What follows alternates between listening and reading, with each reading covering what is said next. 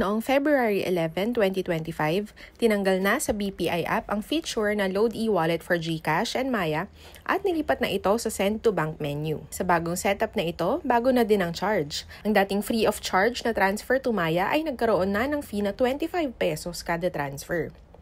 Sa tutorial na to, ituturo ko ang step-by-step process kung paano pa din tayo pwedeng makapag-transfer ng libre sa Maya o GCash.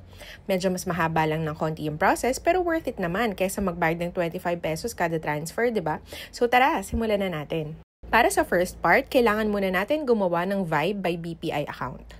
Step 1. I-download ang Vibe by BPI app mula sa Google Play Store or Apple App Store.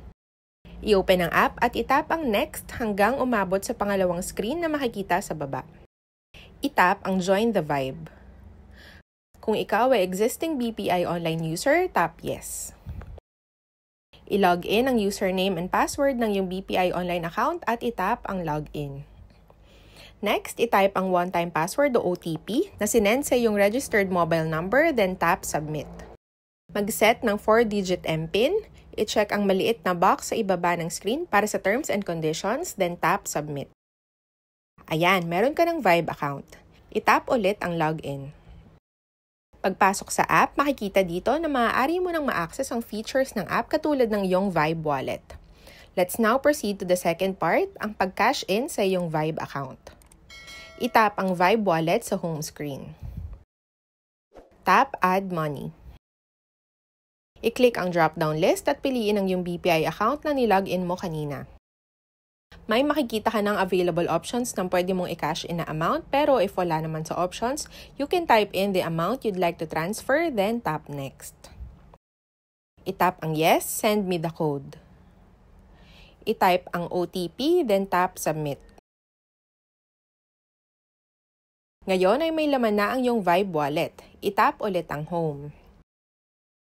Makikita dito na nag-reflect na ang kinash in na amount. Bali, inulit ko nga pala yung process at nag-cash in pa ako ng additional 900 pesos kaya naman meron na akong total of 1,000 pesos sa aking Vibe wallet. Now for the final part, let's transfer money to our GCash or Maya account. Balik ulit tayo sa homepage ng app and tap your Vibe wallet, then tap Send to Bank. Para sa next step, ang isang option is i-click ang drop-down list at piliin ang bank or e-wallet na gusto mong pag-transferan katulad ng GCash or Maya. I-type ang iyong account name, account number, and ang amount na gustong isend at itap ang Next. At ang isang option naman ay i-upload lang ang iyong generated QR code mula sa iyong selected bank.